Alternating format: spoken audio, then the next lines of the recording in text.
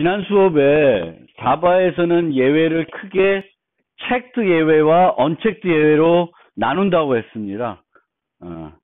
왜 그렇게 했는지, 어떤 이유로 그렇게 했는지를 좀 설명드릴게요. 그리고 인터넷 검색을 해보면 또는 책들에 보면 자바가 한 실수 중에 하나가 이거 아니냐 뭐 이런 문제 제기를 하는 경우도 많이 있습니다. 이렇게 나눈 거에 대해서 적절하지 않았다 뭐 이런 얘기도 하고 있습니다. 근데 자바의 의도가 뭔지부터 조금 생각을 해볼 필요가 있습니다.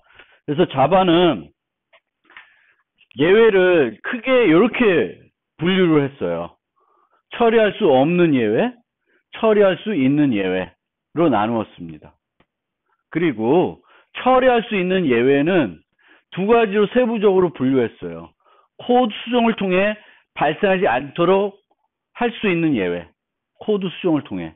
보통 여기에 해당되는 것이 그 프로그래밍 오류, 뭐 0 나누기라든지 배열색인에서 -1을 쓴다든지 그런 거예요. 요 두 번째 분류는 코드 수정을 통해 발생하지 않도록 할 수 없는 예외, 하지만 수정할 수 있는, 그러니까 극복할 수 있는 예외들을 분류 2-2로 분류했습니다. 그래서 요 2-1을 언체크드로, 2-2를 체크드로 이렇게 구분한 거예요. 좀 더 자세히 설명드리면, 첫 번째 분류 1은 처리할 수 없는 예외인데, 프로거나 예측할 수 없거나 예측하여도 극복할 수 없는 예외가 분류 1에 해당돼요. 메모리 부족 같은 자원 고갈이나 JVM 자체 오류. 이거는 우리가 뭐 해결할 수 있는 방법이 아니에요. 여러분 프로그램을 잘 짠다고 해결되는 문제는 아닙니다. JVM 자체가 오류가 있으면 뭐 방법이 없죠. JVM이 이제 오류를 패치하지 않는 한 이제 그런 문제들이에요. 그래서 이런 것들은 우리가 프로그래밍 과정에서 신경 쓸 필요가 없습니다. 얘는 이제 관심 안 가져도 된다는 거고요. 우리가 관심 가져야 되는 것들은 두 번째 분류예요. 두 번째 분류. 그래서 2-1은 아까 얘기한 것처럼 뭐 프로그램의 논리 오류. 그러니까 프로그램이 잘못 작성한 거예요. 문법 오류는 없지만 뭔가 코드를 잘못해서 실행 시간에 죽는 그런 경우를 말해요. 그래서 뭐 예를 들면 널인 참조 변수를 사용한다든지 아까 얘기한 것처럼 -를 쓴다든지 0 나누게 한다든지 이제 그런 경우입니다. 그래서 자바는 이를 대부분 런타임 익셉션으로 분류해서 처리하고 있고 얘를 언체크드 예외라고 해요. 언체크드 예외. 그리고 이들은 어떻게 해야 되냐면은 개발 과정에서 발견해서 수정을 해야 돼요. 그래서 다시는 이게 나타나지 않도록 해줘야 되는 것이 분류 2-1에 해당되는 것들입니다. 분류 2-1은 사용자 실수 등 프로그래밍 외적인 요인에, 여기서 사용자는 프로그래머가 아니에요. 소프트웨어를 사용하는 사람을 말하는 겁니다. 그래서 프로그램 외적 요인에서 주로 발생되며 필요한 조치 후 다시 실행하면 정상적으로 실행될 수 있는 경우를 말해요. 예를 들면 사용자 입력 오류라든지 프린터 용지 부족이라든지 뭐 이런 것들이에요. 뭐 저장 공간이 부족하다든지 이런 것들입니다. 이런 거는 우리가 예측할 수가 있고 저장 공간 부족은 언제 발생해요? 데이터를 파일 시스템에 저장하려고 할 때 발생하겠죠. 근데 어떤 데이터를 파일 시스템에 저장하려고 보니까 공간이 부족해. 그러면 OS에서 워닝을 줍니다. 그럼 그 워닝을 프로그램에서 알 수 있고 그 프로그램에서 사용자한테 알려줄 수 있습니다. 이런 문제 발생했다. 그런 문제 때문에 프로그램을 죽일 필요는 없죠. 문제가 있으니까 이거 처리 못한다. 이런 조치를 해야 된다라고 옵션을 줍니다. 그러면은 잠시 그걸 놔두고 탐색기나 뭐 이런 걸 띄워가지고 파일 시스템을 정리한 다음에 계속 실행하면은 정상적으로 실행이 됩니다. 그래서 자바는 이런 두 종류의 예외가 있다는 것을 생각해가지고 자바는 뭘 중요시 여겼어요? 강건성을 중요하게 여겼다는 거죠. 그래서 2-2에 대해서는 강제화 시켰어요. 강제적으로. 무조건 하게끔. 내가 하기 싫어도 귀찮아서 내가 하기 싫어도 하게끔 만들었어요. 그 의도는 뭘까? 그걸 하게끔 하면은 프로그램이 더 강건해질 수 있다는 생각을 한 거예요. 근데 그걸 하다 보니까 유연성이 떨어지는 문제가 생겨요. 너무 억지로 그걸 너무 강제화 시킨 거죠. 너무 지나치게 강제화 시켰다는 거를 이제 문제 삼고 있는 겁니다. 커뮤니티에서는. 그래서 그거를 좀 생각해 보시면 되겠습니다. 그래서 2-1을 언체크드로 2-2는 체크드로 해놨고 이 체크드 예외들은 강제화 시켰습니다. 강제화 시킨다는 건 뭐냐면은 직접 처리하거나 반드시 공표를 하게 했어요. 공표를 한다는 건 뭐냐면은 그 위치에서는 처리하지 않겠다는 거예요. 위임하겠다는 거예요. 상위로. 그럼 상위로 위임하는데 결국은 이 체크드 예외는 어디까지 가면 절대 안 되는 거예요. JVM까지 가면 안 되는 거예요. 그래서 그렇게 하게끔 자바는 강제화를 시켜놨다. 그래서 예를 들어봅시다. 펑션이 있는데 펑이라고 하는 함수가 있는데 이 안에서 F를 부르고 G를 불러요. 근데 F는 이 안에서 체크드 예외를 발생시킬 수 있습니다. G는 체크드 예외는 발생 안 되는데 뭐 그냥 예를 들기 위해서 null point exception. null point exception은 체크드 예외가 아니라 프로그래밍 오류예요. null 값을 사용하는 거니까 null point exception. 물론 A가 null이면 얘도 예외 발생하겠죠. 그렇죠? 근데 그거는 체크드 예외는 아니에요. 언체크드 예외다라는 거예요. 그래서 이렇게 우리가 프로그램을 이렇게 짜게 되면 이 자체는 오류가 됩니다. 문법 오류가 돼요. 이렇게 프로그램 짜면 문법 오류가 돼요. 왜? F는 체크드 예외를 발생할 수가 있어요. 그러면 이 펑에서도 체크드 예외가 발생할 수 있다는 거예요. 그럼 얘는 반드시 처리하거나 어떻게 해야 돼? 공표를 해줘야 돼요. 그래서 두 가지 방법 중에 직접 처리하는 방법은 try catch라는 거예요.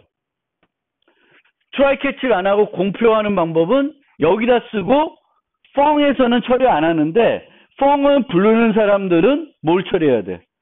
얘를 처리하게끔 하는 거예요.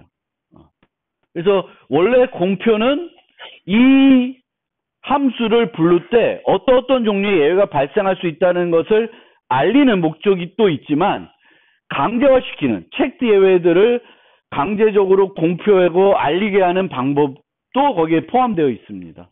그래서 체크드 예외를 발생시키는 어떤 함수를 부르면 또는 어떤 함수를 부르게 되면 두 가지 중에 하나를 해줘야 된다라는 거예요. 언체크드 예외는 안 해줘도 돼. 안 해줘도 되는데 내가 체킹을 안 하게 되면 어떻게 돼요? 프로그램이 또 이거 죽을 수도 있죠. 예외는 내가 처리하지 않으면 죽을 수는 있어요. 그런데 얘는 그러면 어떻게 하면 되냐? 프로그램을 수정해가지고 안 발생하게끔 막을 수가 있습니다. 그런데 체크드 예외는 특성이 뭐예요? 프로그램을 수정해서는 막을 수 없다는 거예요. 뭐 파일 시스템 공간 부족 뭐 이런 거는 내가 프로그램 짠다고 막을 수 있는 건 아니잖아요. 그러니까 이 F에 의해서 발생되는 이 예외는 이렇게 프로그램 짜서 막을 수는 없어요. 그래서 그런 거는 실제 우리가 처음 내가 설명드릴 때 프로그램을 개발할 때 예외 처리는 두 가지 관점에서 봐야 된다 그랬어요. 하나는 개발 과정에서 우리가 생각해야 되는 관점이 있고 배포 버전에서 포함되어야 되는 예외 처리가 있어요. 이 FA에 들어있는 체크드 예외는 어디에서 반드시 배포 버전에서도 처리가 돼야 되는 거예요.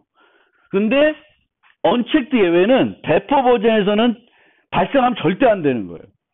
그거는 프로그램을 잘못 짰다는 거니까. 그래서 개발 과정에서 내가 처리 안 한 거는 발견을 해가지고 수정을 해가지고 절대 안 발생하게 해야 돼요. 그렇지만 얘는 내가 어떤 프로그램을 어떻게 짜든지 F를 쓰는 한 발생할 수 있다는 거예요. 그래서 그런 경우에는 이렇게 두 가지로 무조건 해줘야 돼요. 두 가지로. 그러면 체크드와 언체크드 분류 알겠죠? 개념을 이해되겠죠. 그리고 왜 그걸 강제했냐? 강건성을 중요시했기 때문에 그렇게 된 거예요. 뭘 강제화했어요? 체크 예외 같은 경우에는 무조건 처리하게끔. 언체크 예외는 처리 안 해도 돼. 그렇지만 처리해야죠. 근데 어떻게 처리하는 거야? 언체크 예외는 트라이 캐치하는 게 아니야. 언체크 예외는 어떻게 해야 돼? 프로그램을 수정해서 발생 안 되게끔 만들어야 돼요. 그러면 자바는 시스템 라이브러리에서 발생되는 모든 예외들을 이런 상수 계층 구조로 모델링 했습니다. 그래서 가장 꼭대기에는 throwable이라는 게 있고 그 밑에 exception과 error가 있어요. 얘는 뭐에 해당되냐? 아까 분류 1에 해당돼요. 분류 1. 그 다음에 얘 밑으로 가면 runtime exception이라는 게 있습니다. 실행시간 오류. 얘는 뭐예요? unchecked 예외예요. 나머지는 대부분 체크될 수 있고 언체크될 수 있는데 대부분 런타임이 아닌 것들은 체크드 예외인 경우가 많아요. 특히 IO exception 쪽은 IO exception은 뭐야? 입출력할 때 발생할 수 있는 거예요. file not found라든지 또는 이제 웹 처리할 때 malformed URL 주소가 잘못됐다든지 뭐 이런 것들이에요. 이런 것들은 수정하면은 주소 잘못 치면 주소 바꿔서 치면 되는 거잖아요. 프로그램 죽으면 안 되겠지. 주소 잘못 쳤다고. 그런 것들은 체크 예외로 되어 있습니다. 그래서 이렇게 분류되어 있고 runtime exception 밑에는 다양한 예외들이 있어요. 그 중에 몇 가지 우리가 많이 볼 수 있는 걸 소개하는데 arithmetic exception 이거 봤죠 한번. divide by zero. 그 다음에 class cast exception 이거는 타입 변환할 때 발생할 수 있어요. cat을 도구로 변환하려고 한다. 안 돼. 펫이 cat을 가리키고 있는데 펫을 cat으로 바꿀 수는 있죠. 그렇죠? 근데 그렇지 않고 cat을 도구를 cat으로는 타입 변환이 안 돼요. 그럴 때 발생하는 게 class cast exception이에요. 이것도 우리가 체크해서 캐스트하기 전에 검사를 해줘야 되는 거야. illegal argument exception. 뭐 이거는 우리가 많이 활용을 해요. 그 다음에 index out of bound. 색인 정보가 잘못됐다. 그럼 밑에 두 개 있는데 array 쪽에서 발생되는 게 있고 또 뭐 어디서 발생되는 게 있을까? 문자에서 발생되는 게 있죠. 문자열도 개별 문자들을 접근할 수 있어요. 우리는 스윙을 수정을 못하지만 스윙 클래스 가지고 스윙 못하지만 캐릭터 add이라는 거 갖고 개별 문자는 접근할 수 있어요. 이때도 색인을 쓰는데 마이너스 1을 쓴다든지 뭐 문자열의 크기가 7인데 7을 쓴다든지 이러면 안 되겠죠. 그래서 그런 것들이에요. null point exception. 참조 변수가 null인데 그거 가지고 무슨 메소드 불러야 한다. 안 되죠. 그런 것들이에요. 그러면 우리가 예외를 이제 처리할 때 주로 이제 발생할 수 있는 예외들을 이제 처리하고자 어떤 문제가 발생되는 곳에서 예외를 발생시킬 수가 있습니다. 근데 그 예외를 발생시키는 목적은 뭐냐? 예외를 발생시키는 주 목적은 뭘까요? withdraw나 deposit을 생각해 보세요. 거기서 음수면은 illegal argument exception이나 뭐 잔액 부족이면은 뭐 insufficient 발음이 안 되네. funds exception. 잔액 부족 예외. 뭐 이런 걸 발생시키는 거죠. 이런 것들은 오류가 발생했다는 걸 내가 인지해서 프로그램을 수정하기 위한 거예요. 수정하기 위한 거예요. 그러면 우리가 이제 이런 걸 하고 싶어요. 이런 걸 하고 싶은데 이때 두 가지 방법이 있겠죠. 하나는 여기 앞에 있는 얘네들을 이용하는 거예요. 발생시킬 때. 새 예외를 정의하지 않고 illegal argument exception 같은 걸 쓰는 거예요. 그리고 또 하나 방법은 여기 있는 걸 쓰지 않고 새로 내가 정의하는 거예요. 그럼 새로 정의하는 거에 장점이 뭐가 있다고 그랬어요? 세 가지가 얘기했었는데 하나가 가독성이 좋아진다. 뭐 새로운 기능을 넣을 수 있다. 그리고 발생되는 위치가 대단히 제한적이다. 내가 안 발생하면 절대 안 발생하겠죠. 그런 이점이 있는 거예요.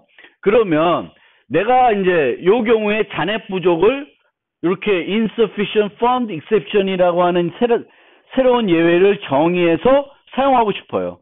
그러면 새 예외 클래스를 정의해야 됩니다. 그렇죠? 새 예외 클래스를. 그럼 새 예외 클래스를 정의할 때 두 가지가 있는 거예요.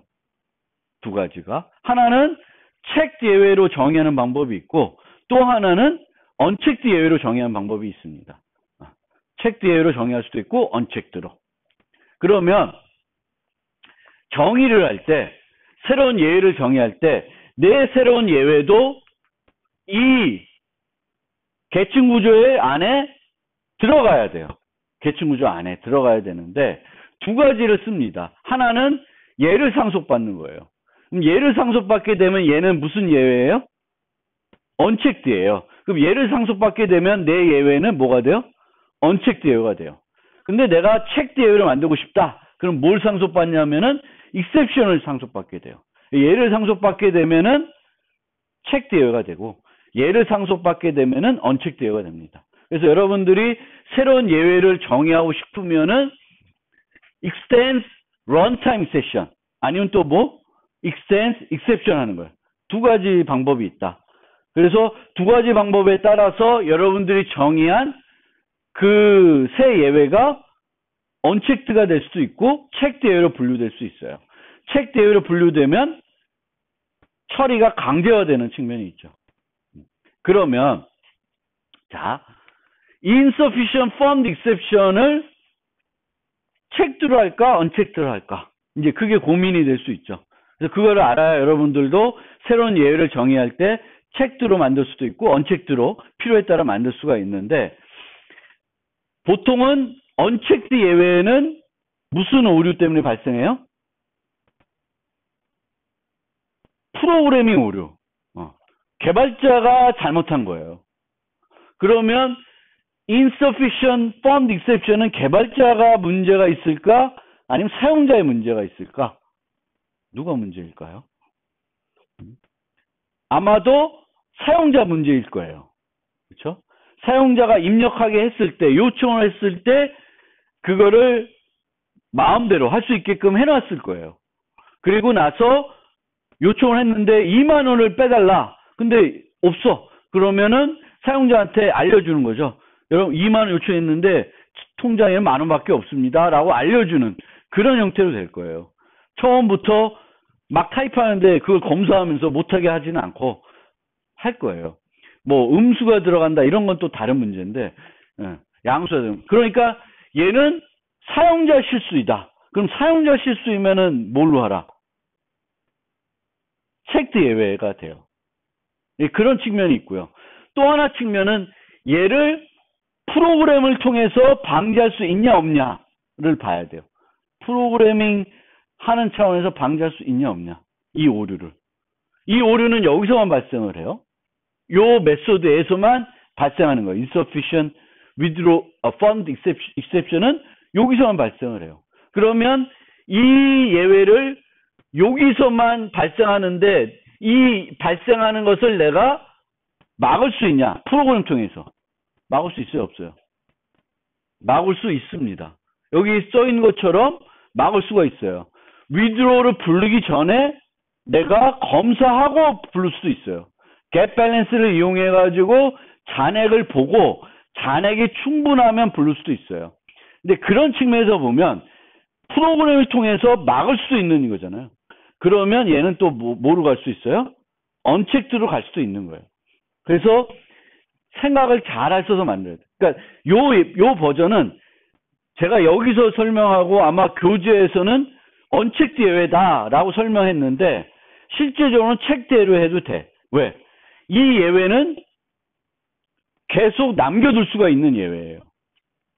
계속 남겨둬서 배포 버전에서도 계속 활용해가지고 사용자가 입력했을 때 그걸 미리 검사하지 않고 여기서 예외 처리해가지고 그 예외를 받아서 트라이 캐치해가지고 잔액 부족이 되면 사용자한테 알려주고 다시 입력하게끔 유도해가지고 다시 위드로 부르게끔 요 상위 위드로를 불러주는 그 인터페이스를 만들 수가 있겠잖아요. 그럴 경우에는 어떻게 체크드 예외로 갈 수 있다. 그래서 두 가지가 다 가능한 버전이긴 해요.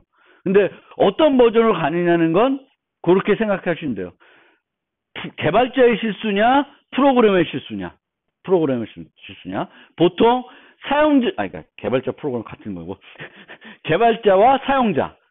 그러면 사용자의 실수면 보통 체크 예외로 갈 수가 있는 거고요. 방지할 수 있냐, 없냐. 코드를 통해서 방지할 수 있냐, 없냐 봤을 때는 방지할 수 있으면 무슨 예외? 언체크로 가는 거예요. 근데 요 예제는 두 가지가 다 가능할 수 있다라고 생각하고, 만약에 내가 원하면 거기에 맞게끔 해주는 거예요. 그럼 런타임 익셉션을 상속받았다는 건 무슨 예외? 언체크드 예외라는 거죠.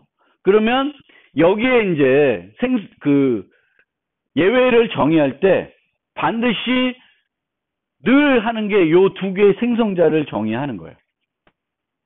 생성자. 기본 생성자와 문자 하나 받는 생성자를 만듭니다. 그럼 이 메시지는 언제 우리가 볼 수 있나? 언제 볼 수 있어요? 예외가 발생해서 그것이 JVM까지 전달돼가지고 죽어버리면 그 밑에 나오는 문자가 그거예요. 근데 그 문자를 보고 우리가 뭘 알아야 돼? 어떤 종류의 예외가 발생했는지를 정확하게 이해할 수 있는 정보들이 나와야 되는 거예요. 그래야 뭐에 도움돼? 우리가 프로그램을 고치는데 도움이 되는 거죠. 그게 뭐 하면은 또 고민을 많이 해야 되는데 정확하게 알려줄 수 있으면 좋은 거예요. 그러니까 이 메시지는 기본 생성자 불렀을 때 기본적으로 제시해야 되는 거고, 여기서는 뭐가 돼? 요 받은 메시지가 출력되는 거예요. 그러니까 내가 발생시키면서 이렇게 해서 발생시켰어요. 그럼 얘는 기본 생성자 불러지는 게 아니라 뭐가 불러져? 두 번째 게 불러지는 거죠. 그러면 얘를 보고 우리가 판단하는 거지. 무슨 종류의 문제가 생겼고 왜 생겼고 이런 정보를 충분히 알 수 있게끔 여러분들도 여기다 어떤 메시지를 넣을까? 무슨 메시지를 넣어야 돼요? 여러분들이 보고 이 문제를 해결하는데 도움이 되는 정보를 넣으셔야 되는 거예요. 그냥 귀찮아서 빈 문자를 넣지 말고 기본 생성자 부르지 말고 원래는 여기다가 충분한 정보를 넣어서 여러분들이 봤을 때 이 언체크드 예외인 경우에 얘를 이렇게 수정하면은 다시는 안 발생할 수 있겠구나라는 거를 여러분들이 인지할 수 있게 해줘야 됩니다. 그래서 생성자를 요 두 개는 무조건 만들어요. 기본 생성자와 문자 하나 받는 거. 그 다음에 얘는 클래스니까 뭘 할 수 있어요? 여러 가지 추가적인 기능 넣고 싶은 건 다 넣을 수 있죠. 근데 그 기능은 어떤 기능을 넣어야 될까? 여러분들이 알고 싶어하는 정보를 넣을 수도 있고, 극복하는 데 도움이 되는 필요한 정보들, 기능들 있으면 기능도 넣을 수 있어요. 무슨 기능이 필요한지는 얘는 명확하진 않아요. 여기서 보면 잔액 부족 금액을 이렇게 유지했는데 이건 예고. 이게 과연 필요하냐? 오류 수정하는데. 잔액 부족이 발생했다는 걸 알면 되지. 이게 부족한 게 알아야 되나? 물론 사용자한테 어떤 메시지를 출력할 때 이 예외 처리하면 사용자한테 보여주고 싶으면 그건 또 도움되니까 여기다 이렇게 유지할 수 있죠. 문자열로 넣어가지고 문자를 분석해서 하는 게 아니라 어마운트를 넣어서 사용자한테 얘기해 줄 수 있죠. 현재 잔액과 얼마 부족하다. 그럼 현재 잔액과 요청한 금액이 있으면 그것도 계산할 수 있는 거잖아. 그래서 여러 가지 정보들을 여기다가 여러분들이 추가해서 넣을 수 있습니다. 왜? 그냥 일반 클래스니까. 필요한 정보. 이게 또 하나의 장점이죠. 뭐의 장점? 객체 지향으로 우리가 예외 처리하는 거의 장점이에요. 뭐냐? 예외가 발생됐을 때 필요한 많은 정보를 우리가 그 예외를 처리하는 곳에서 알 수 있게 해줄 수 있다. 뭘 통해서? 예외 객체를 통해서. 그 예외 처리하는 곳에 전달되는 게 뭐예요? 예외 객체죠. 그러니까 그 예외 객체를 통해서 내가 필요로 하는 모든 정보를 알 수 있게끔 만들 수가 있는 거죠. 그거를 좀 더 용이하게 만들어 놓은 거죠. 그 객체 지향에서 예외 처리하는 그 기법은 그렇게 됩니다. 자, 예외와 상속. 자, 우리가 항상 상속의 이점은 두 가지라 그랬죠. 하나는 자기 클래스 정의할 때 코드 중복 없이 정의할 수 있어서 편하다는 거고, 또 하나의 장점은 뭐다? 공통 리모컨이다. 그러니까 공통 리모컨이라는 거는 항상 상위 타입 갖고 뭘 할 수 있어요? 하위 타입 객체들을 처리할 수 있다는 거죠. 그럼 얘를 갖고 하위 타입을 처리할 때 문제가 있으면 안 되겠죠. 그 관점을 늘 봐야 돼요. 그 관점을. 그럼 예외적인 측면에서 어떤 관점을 봐야 되냐면, 얘는 A는 체크드 1, 체크드 2, 체크드 예외를 두 개 발생시켜요. 그러면 내가 A 리모컨을 쓰고 있어요. 그럼 내가 인지하고 있는 사실은 뭐야? 요거 누르면 두 가지 문제가 발생할 수 있네 라고 알고 있는 거죠. 그런데 B는 얘를 상속받으면서 체크2는 여기서는 발생은 안 돼. 수정해가지고 여기서는 체크2는 안 하고 체크1은 발생할 수 있어요. 그러면 내가 요 리모컨을 발생할 때, 요 리모컨을 쓸 때 어떤 그 생각을 갖게 되면 두 개가 발생할 수 있는데 실제는 몇 개가 발생돼? 얘가 B를 가리키고 있으면 하나밖에 안 되죠. 그럼 문제 있어, 문제 없어? 문제가 없잖아. 근데 C를 한번 생각해 보세요. C.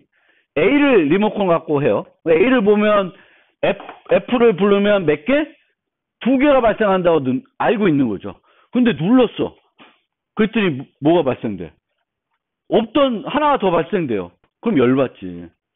그렇죠? 내가 두 개만 발생한다고 알고 있는데 내가 인지하지 못한 게 발생되잖아. 그러면 안 된다는 거예요. 즉 얘는 허용이 되지만 얘는 허용이 안 돼요. 그러니까 내가 함수를 오버라이딩, 재정의하면서 더 많은 수의 뭘 못해? 체크 예외를 발생시킬 수는 없어요. 그 왜 그렇게 안 된다? 항상 우리는 상위 리모컨, 상위 타입 갖고 뭘 처리하고 싶어? 하위 타입을 처리하고 싶어요. 그게 객체 지향에서 뭘 하는 거예요? 다양성을 하는 거예요. 내가 시험 문제에도 계속 물어보죠. 다양성이 뭐냐? 그거는 상위 타입 갖고 하위 타입을 처리하는 거예요. 그럼 얘가 뭘 가르치는지 상관없이 다 처리할 수 있어요. 얘가 강아지 가르쳐도 처리되고 고양이 가르쳐도 처리가 되는 거예요. 그게 다양성이에요. 그게 객체 지향에서의 하나의 장점이에요. 프로그램 할 때.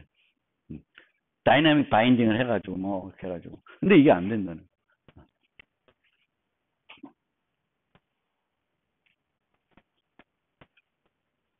그 다음엔 예외 처리하는 팁들. 팁.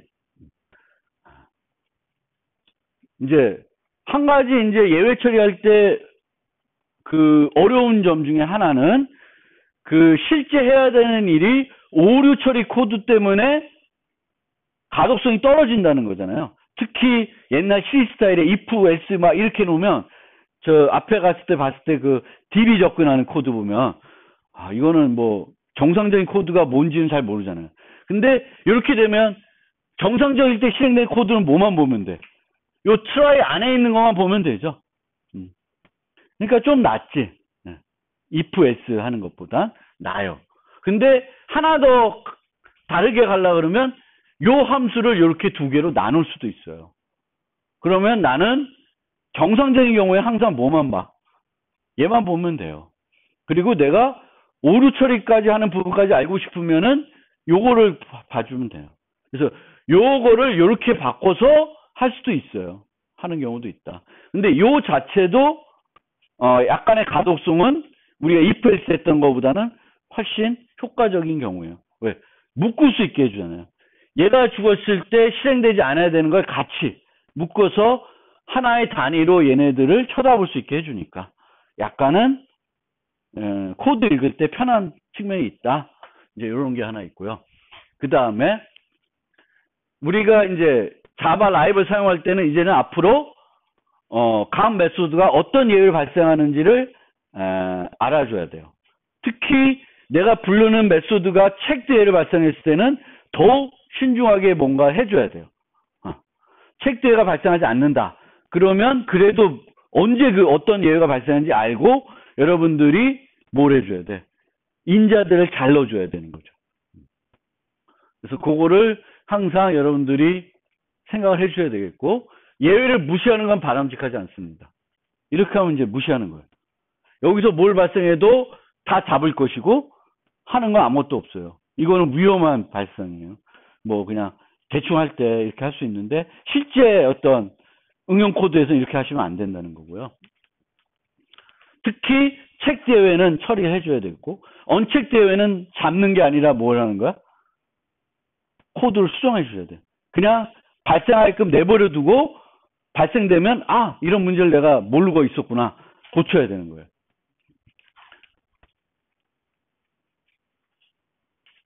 그 다음에 너무 작은 단위로 한 주 한 주씩 하는 경우는 이건 잘못된 프로그램 스타일이에요.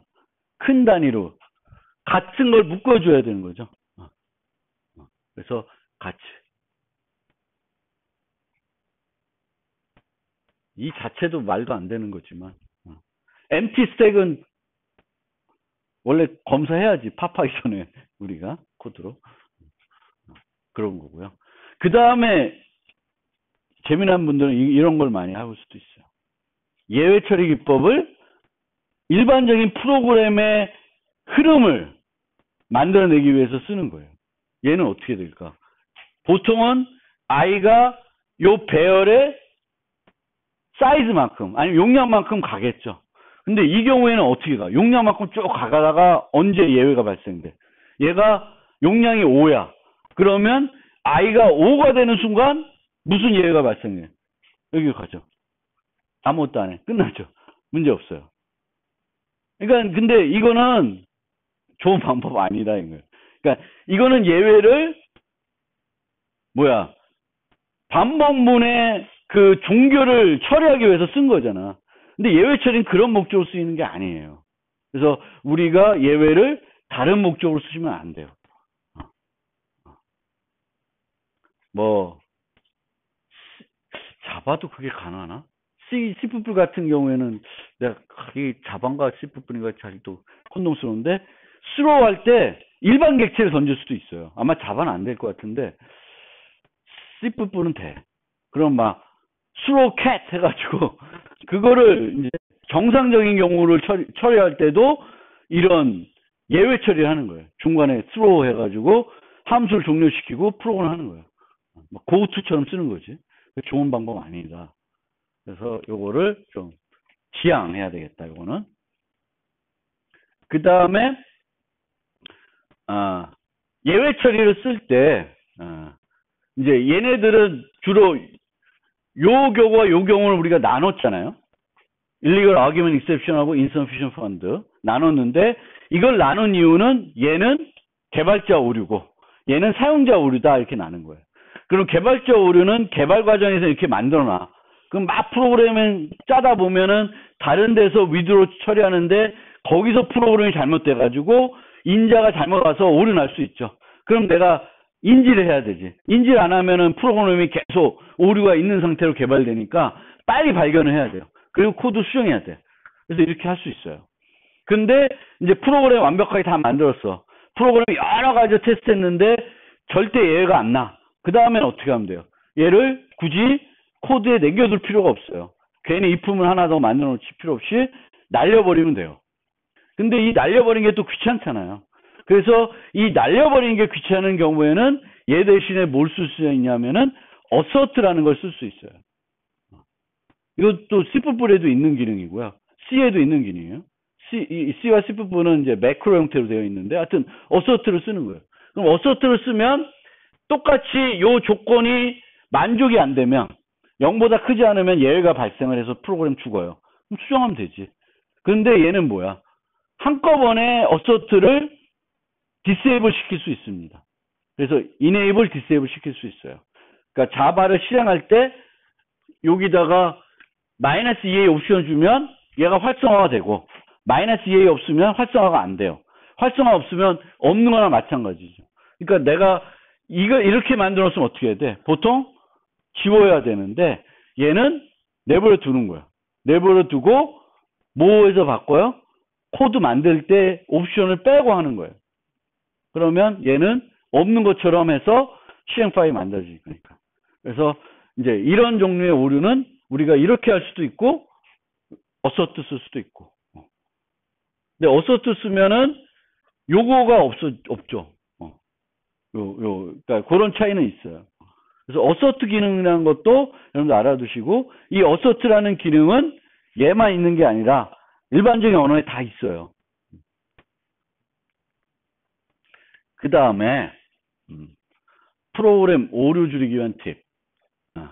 오류를 줄이는 게 또 중요하니까 항상 참조 변수, 자바는 다 참조 변수 갖고 써요. 원시 타입 8개 빼고는 다 참조 변수예요. 근데 이 참조 변수들은 공통적으로 뭘 가질 수 있어요? 널을 가질 수 있습니다. 널. 그래서 이 널에 대해서 다 처리를 해줘야 돼요. 그래서 널을 반환한 메소드 만들지 말고 널 값을 메소드로 전달하지 않아야 돼요. 예를 하나 들어보겠습니다. 뭐 아직 리스트는 안 배웠는데 복합 타입이 있어요. 자료구조 배웠죠. 그러니까 뭐 배열이든 뭐든 간에 있어요. 그러면 여기서 학생들의 목록이 있는데 4학년인 애들을 찾아내고 싶어요. 그런데 찾았는데 4학년 애들 하나도 없어. 그러면 보통은 어떻게 되냐면 없다는 걸 나타내기 위해서 우리가 요 리턴하는 게 객체니까 없다는 걸 나타내기 위해서 뭘 반환하냐면 오류 상태, 아니면 없다는 걸 나타내기 위해서 뭘 반환할 수 있냐면 널을 반환할 수 있어요. 그럼 널을 반환하면 이제 이런 코드가 되는 거죠. 널. 그런데 이것보다 어떻게 하면 좋냐? 요 경우에 이거 왜 없어? 없네. 어떻게 하면 돼요? 용량이 0인 복합 자료 구조를 주시면 돼요. 그럼 얘가 없어도 이 포문은 새로운 형태의 포문이지만 아직 이 포문은 돌아갈까 안 돌아갈까? 안 돌아가요. 있으면 돌아가고 없으면 안 돌아가요. 그러니까 우리가 어떤 함수에서 없다는 걸 나타내기 위해서 널을 반환할 수 있는데 널 대신에 더미 객체나 아니면 다른 그 복합 타입의 경우에는 용량이 0인 자료 구조를 반환해 주는 거예요. 그러면 널 검사하지 않고 똑같은 코드를 가지고 여러 개가 리턴 됐을 때하고 하나도 안 됐을 때를 같이 처리할 수 있어요. 왜냐하면 이거는 널 검사하는 걸 빼먹으면은 그냥 죽어요. 그렇죠? 근데 이제 그걸 안 하게 할 수 있다. 그리고 한 가지 더 추가적으로 말씀드리면 자바는 그것도 만들 수 있어요. 용량이 0인 배열을 만들 수도 있어요. 용량이 0인 배열. 그러니까 배열을 반환해야 되는데 배열을 반환할 때 용량이 0인 배열을 반환할 수 있어요. 이게 된다는 거예요. 나중에 아직 배열 설명 안 됐는데 int n equal new int 0 이게 돼요. 그러면 우리가 배열을 반환할 때에도 반환할 게 없으면 너를 반환하는 게 아니라 뭘 반환해 주면 돼? 이런 애를 반환해 주면 돼요. 그리고 더미 오브젝트라는 것도 있는데 이것도 설명이 부족할 수 있는데 더미 오브젝트는 A가 있고 여기에 막 메소드가 있잖아요. 그러면 더미라는 거 하나 만들 수 있어요. 그래가지고 모든 메소드를 어떻게 하면 될까? 널로 처리하는 거예요. 아니 널이 아니라 빈 메소드로. 빈 메소드로 처리하면 그거를 반환해 주면은 뭘 실행해봤자 실행이 돼 안 돼? 안 돼요. 그러니까 고양이를 리턴해 줘야 되는데 고양이 리턴하지 없어. 그러면 더미 캣이라는 걸 만들어 가지고 줄 수도 있어요. 그러면 걔 갖고 놀아봤자 프로그램은 아무것도 안 해. 왜? 모든 메소드가 다 빈 메소드로 만들어 버린 거예요. 그러니까 더미 오브젝트라는 거, 요거 빈 메소드만 가지는 별도 객체를 하나 만들 수도 있다. 그래서 우리가 항상 너를 반환할 때, 반환해야 될 때, 반환하고 싶을 때가 있으면 널 반환하지 않고 할 수 있을까? 이 생각을 좀 많이 해보시면 좋겠고요. 그 다음에 요거는 좀 어드밴스된 내용이라서 빨리 설명드리고 나중에 여러분들이 좀 자바 많이 쓸 때 가서 활용을 해주시면 좋을 것 같습니다. 그래서 우리가 이 세팅을 할 때, 이제 어떤 set A 같이 참조 타입을 받아서 멤버 변수를 설정하는 거예요. 그러면 이때도 항상 인자가 널일 수가 있죠. 그렇죠? 그러면 이제 이렇게 검사해서 널 들어오면 널 포인트 익셉션을 발생을 하고 아니면은 해당할 수 있어요. 이걸 안 하면 어떻게 될까? 널이 멤버 변수를 유지하다가 쓰게 되면은 나도 모르게 프로그램이 죽을 수 있어요. 그러니까 그거를 할당하기 전에 널이 되면 절대 안 되는 애야. 그러면 검사를 해주는 게 필요한 거예요.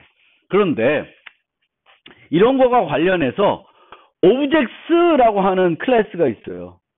거의 유틸리티 클래스인데 유틸리티 클래스라는 건 뭐만 있다? 스태틱 메소드만 있는 애들이에요. 그래서 이런 게 있어요. Objects require non-null A. 그러면 얘와 얘는 똑같은 거예요. 그럼 뭐예요? A가 널이면 예외 발생시켜주고 A가 널이 아니면 A를 반환해줘요. 그냥. 그리고 나서 이 require non-null 말고 non-null S, non-null S get 등이 있어요. 요거 get까지 가면은 이제 함수형 프로그램까지 활용하게 되는데 이런 게 돼요. 그러면 요건 뭘까? name이 null이면 A에 무슨 값이 들어가요? 요 값이 들어가요. null이 아니면 A에 무슨 값이 들어가? 이제 name이 들어가는 거.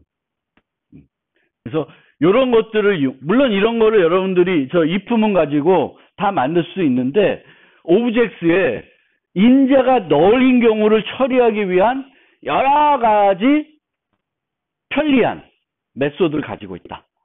스태틱 메소드를 가지고 있다.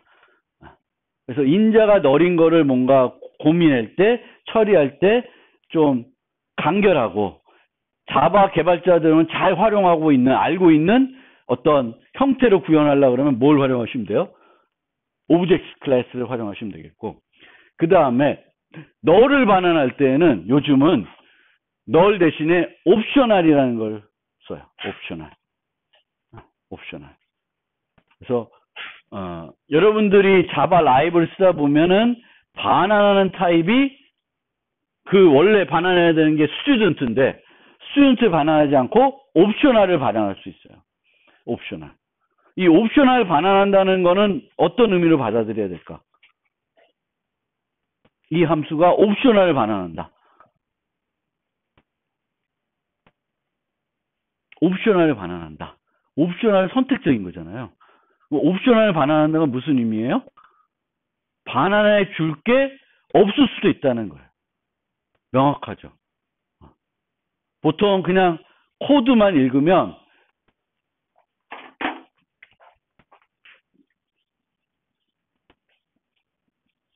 뭐 여러분들은 워낙 똑똑해서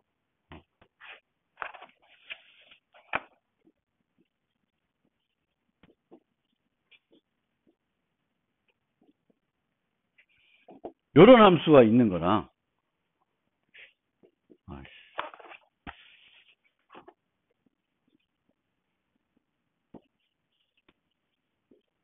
아직 뭐 템플릿 안 배웠는데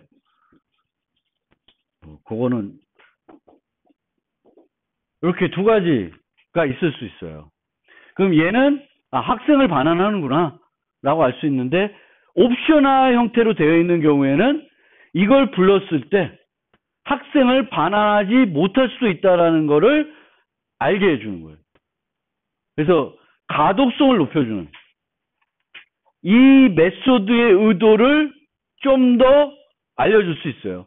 얘는 널이 줄 수 있다는 거는 문서를 읽어봐야 되는 거야. 리턴이 뭐. 근데 얘는 바로 이것만 보면 바로 알아. 옵셔널이구나. 옵셔널이면 뭐야? 안 줄 수도 있구나. 줄 게 없을 수도 있구나. 라는 거를 알려주는 거예요. 그래서 그 가독성을 상승시키고요. 만약에 이제 첫 번째 같은 스타일이면 홍길동 사람을 찾았어요. 여기 스튜던스니까 무슨 복합 타입이라 치면 배열이든 뭐 벡터든 어레이 리스트든 거기서 홍길동이라는 이름의 학생을 찾는데 이 경우에는 이 형태는 뭐냐면 없으면 뭘 주겠다는 거예요. 너를 주겠다는 거죠. 그래서 너를 검사를 해야 돼요. 그러면은 옵션인 경우는 어떻게 되냐? 똑같이 하면 이렇게 갈 수 있어요. is present. 있으면 접근하는 거예요. 그럼 얘나 차이 있어요? 없어요? 차이가 없습니다. 근데 이렇게는 절대 쓰는 건 아니에요. 옵션을 쓸 때는 이렇게 쓰는 건 아니에요. 그럼 의미가 없지. 가독성이 좋아졌다는 것 말고는 의미가 없어요. 그래서 원래는 그다음부터는 어떻게 쓰냐면은 요 나중에 배울 함수 프로그래밍과 결합하면 요걸 쓰는 거예요. if present or else, if present or get. 요거를 활용하게 되면 널 검사 없이 마음대로 할 수 있어요. 프로그램을 되게 간결하게 프로그램을 짤 수 있다라는 거예요. 그래서 요 경우는 항상 실행되는 게 아니고 언제만 실행돼요? 바나나 학생이 있을 경우에만 실행되는 거예요. 이 프레젠트라는 거 있는 경우 없으면 이 코드는 실행이 안 돼요. 그러니까 널 검사 안 하죠. 여기서 내가 직접적으로. 그리고 만약에 내가 옵셔널을 어떤 함수를 만들고 싶으면 이것도 좀 어드밴스에서 좀 앞에 가는데 원래 반환하고 싶은 게 S야. 그럼 S를 원래 반환했고 여기는 뭘 반환해요? 너를 반환했을 거예요. 그런데 옵셔널 쓸 때에는 어떻게 쓰면 돼요? of S 해서 있는 애를 반환해주고 없을 때에는 너를 반환하는 게 아니라 empty를 써주면 돼요. 그럼 empty를 반환했을 때는 요거 if present 하면 어떻게 돼? 실행이 안 되는 겁니다. 그래서 여러분들이 요건 좀 요 두 개 오브젝트하고 옵셔널은 좀 어드밴스 내용인데 예외 처리하고 되게 밀접한 것들이고 최근에 자바에 도입된 요소들이에요. 그래서 그냥 기억해 뒀다가 이제 앞으로 프로그램 할 때 이제 너를 반환해야 되는구나. 그러면 옵션을 생각해 보면 되고 인자를 처리해야 된다. 그럴 때 뭘 생각해 보면 돼요? 오브젝트라는 걸 생각을 해 보시면 돼요. 그 너를 처리하기 위해서. 그래서